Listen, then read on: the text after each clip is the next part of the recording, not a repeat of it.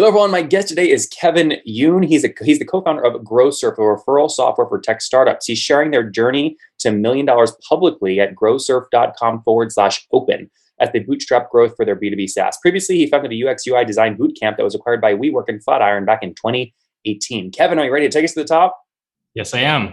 I love that you're building in open. I love that you're bootstrapped. I love the space you're in. My good friend Jeff had built a tool called Ambassador, which was also sort of in this same sort of referral marketing space. So tell us, well, he exited that now, so I'm not as allied with that tool anymore. So tell us more about growsurf. What are you building?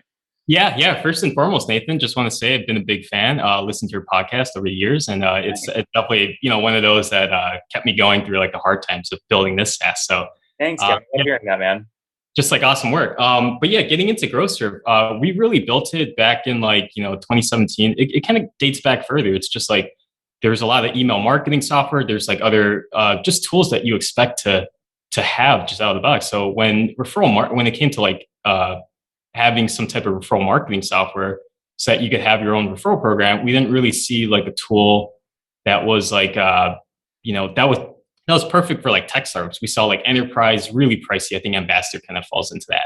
And then we have a lot of like viral tools that aren't really set up to be built as part of your stack. So growsurf kind of comes in, becomes the referral software, just kind of plugs and plays into your product for tech startups. And you're writing about this. You're sharing with it publicly. What is MRR today? Yeah, MRR is 26,000. And when was the first dollar? Do you remember? First dollar way back when, I want to say like 2018, but that didn't really count. Well, okay. So why doesn't that count? Did you guys first start writing code back then? Were you full-time yet or no? Yeah. It was part-time. We tried charging. So the way we did it was like we built the product in a couple months. We wanted to ship something out. We made a lot of compromises. So like, even though we did try charging for that version 1, it was like, we didn't make any type of money. Everybody was just going to churn in a few months. It didn't really count. So we really spent like a whole year just rebuilding the product from scratch. And I guess you could say like a little over 2 years ago, we kind of made our first real customers with our new product. Now, how many co-founders do you guys have? It's me and Derek as the co-founders. Oh, so there's just two. Okay, got it. That's always a tough conversation, right? How did you guys decide to come together? Did you just say 50-50 or did you make it more even somehow? Yeah. So the way that works is basically it's like whoever goes full time, right? So it was 50-50 at the start. We're just trying to make this work. When we started from the ground up for version 2, that's when, we had the conversation like, hey, how do we want to do this? Derek is going to continue part-time, but if I'm doing this full-time, we're just going to, split like 75-25. But right now, I think it was like 70-30. That's kind of just how we start. But like now we have other people on, I guess, our cap table and stuff. Yeah. So you said, I'm going full-time. I'd like 70. And Derek was like, I would down to 30 because you're taking more risk. Yeah. I think it's fair usually for most technical founders building something bigger out there. That makes a lot of sense. Okay. So how did you get your first customers? First 10, do you remember? Yeah. We toiled so hard. We built such a crappy version and just like we're pulling our hair out. We were just so excited to have this and like really wanted to persist in making something. But it really did take a long time, just like, looking into ourselves, understanding like what customers were saying, or not customers, I guess users, what prospective customers were saying, kind of like how our product just didn't meet like their expectations or like solve their problems. So it was a real challenge. So we really, again, just had to rebuild from the ground up, spend a whole year just staying core to like what the principle was, which is, hey, we have a customer profile. We need to help them, make referrals. How do we make that happen? We need to reflect our product on that. And growth is kicking in. I mean, I think about a year ago, you were at $12,000 a month in revenue. You've more than doubled year over year without raising capital. Is that accurate? Yeah. It's in my opinion, it's very slow. But obviously, it's very incremental and it's very bootstrapped and resourced. So like it took a lot of effort just to even, get here. Do you think you guys will stay bootstrapped or do you think you'll raise? Yeah. Definitely staying bootstrapped. No plans, but I don't want to say like, we would never raise, but. Did you raise in your last company that you flipped or sold to WeWork and Flatiron? No, other than, friends and family, about 30K. No so enterprise. You're bootstrapped through and through. Yeah. Living the tough life here. Yeah. Um, Okay, very cool. So understand it was a toil. You had to pivot. You turned things around. Your first call at 10, 20 grand a month in revenue. How are you growing today? Walk us through some of the growth tactics. By the way, you guys do incredible I'm hoping you touch on content because you guys do an incredible job with content. cool. Yeah. So we started to build in public. That was something we started doing like a couple months ago. We just brought on a new CMO who's pretty badass in what he does. His name's Chris Tweeton, and you can see him on Twitter as well.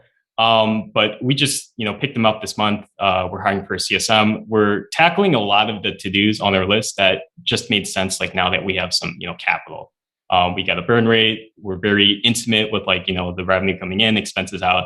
And so now we have like a game plan and How much are you burning per month right now?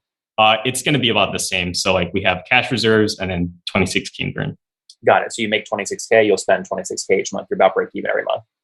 Yeah, yeah. And I think with bootstrapping, it's also kind of balancing out on like forecasts too, right? So for a long time, we don't spend money, we don't hire because, hey, we're expecting like a down month. We never had that.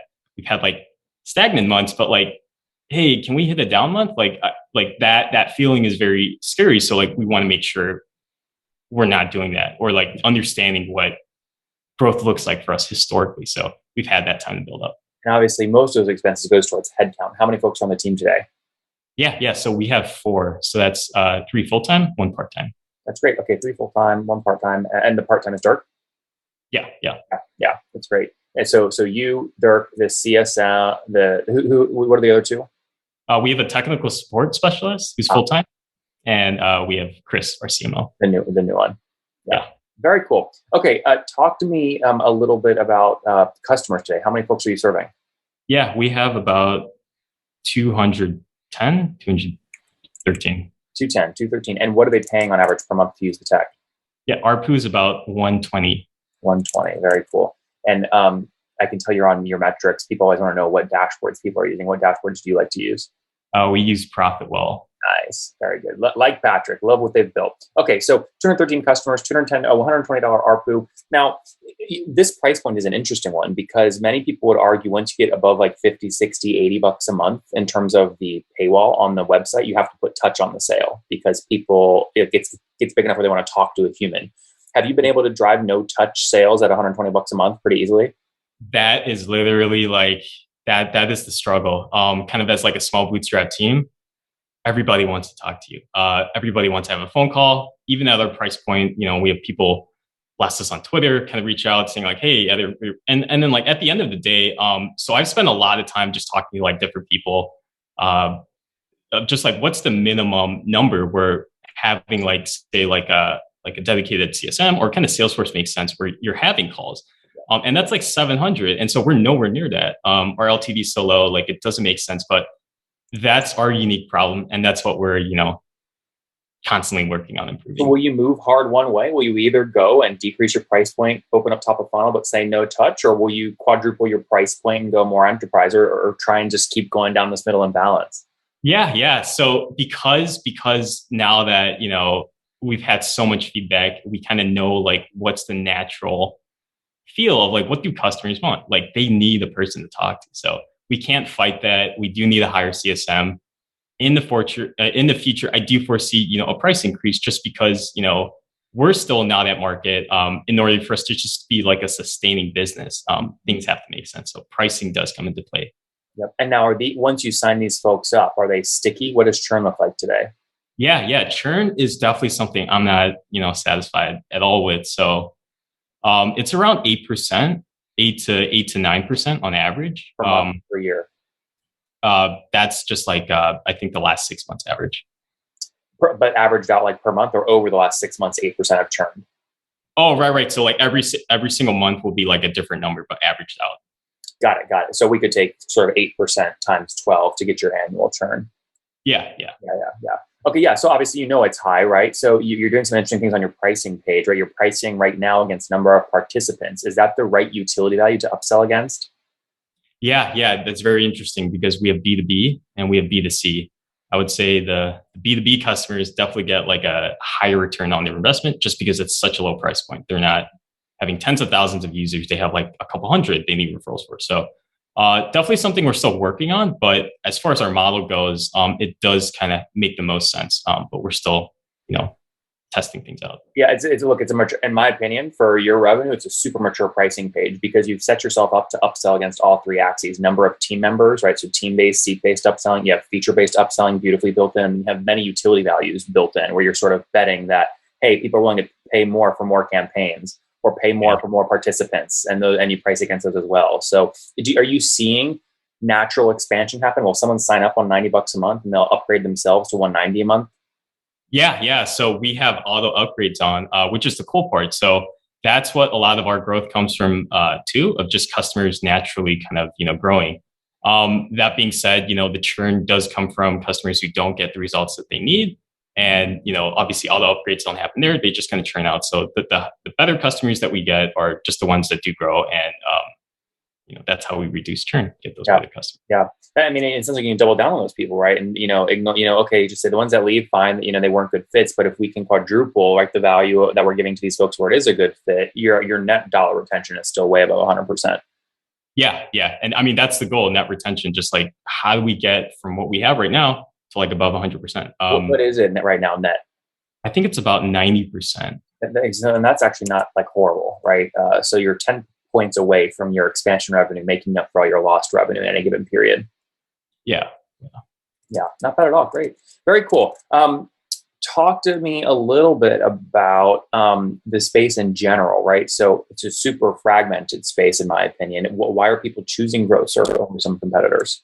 Yeah, that's a great question. So we really did set out to kind of build something that kind of scratched our own itch, build referral software that plugs and plays seamlessly into your product. If you're going to build something today, you shouldn't build it yourself, just use a service. So when we kind of went back to that in like the realignment with version 2, that's just something that like really helped. So as far as customers goes, having that product that is just like, it checks all their boxes. And so that's essentially what we ended up building. I think a lot of the other referral software out there had kind of different design flows, weren't really set up for like tech startups. And so that's where our product really shined. Yeah, very cool. Kevin, on that note, let's wrap up here with the famous 5. Number 1, favorite book. The Halo Effect by Paul Rosenzweig. Number 2, is there a CEO you're following or studying? Yeah, Paul from copy.ai. He's big on Twitter, Paul Yakubi. Number 3, what's your favorite online tool for building grow? For building grow? Growsurf, yeah. It's probably, I had this a couple of days ago. I'll say email right now just because, we try to keep things async. Number 4, how many hours of sleep do you get every night? About 6 to 7. Okay. And what's your situation, Kevin? Married, single, kids? Single. Okay. And how old are you? How am I? How old are you? Oh, 29. 29. Last question. What's something you wish you knew when you were 20? Things take time. Nothing is easy. Guys, there you have it. growsurf.com, playing in the referral marketing space. They've got over 213 customers paying on average $120 a month, broke $26,000 in MRR, up over 100% year over year from $12,000 a month just a year ago. They have natural upgrades happening even at this early stage, great expansion revenue, but they are trying to figure out ways to control churn. Nice thing is they're SWAT team of 4, small, nimble, and quick, growing nicely. Kevin, thanks for taking us to the top. Thanks, Nathan.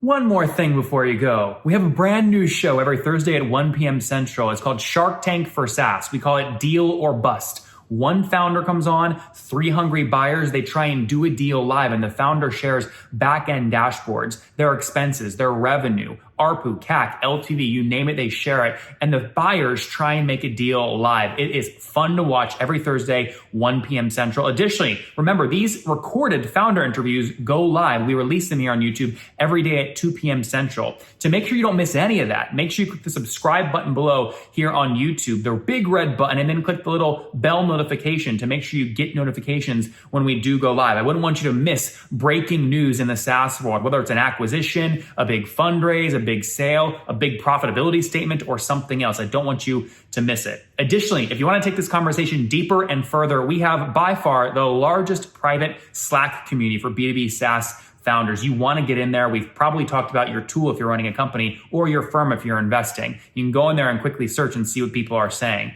Sign up for that at nathanlatka.com /Slack. In the meantime, I'm hanging out with you here on YouTube. I'll be in the comments for the next 30 minutes. Feel free to let me know what you thought about this episode. And if you enjoyed it, click the thumbs up. We get a lot of haters that are mad at how aggressive I am on these shows, but I do it so that we can all learn. We have to counter those people. We got to push them away. Click the thumbs up below to counter them and know that I appreciate your guys' support. All right, I'll be in the comments. See ya.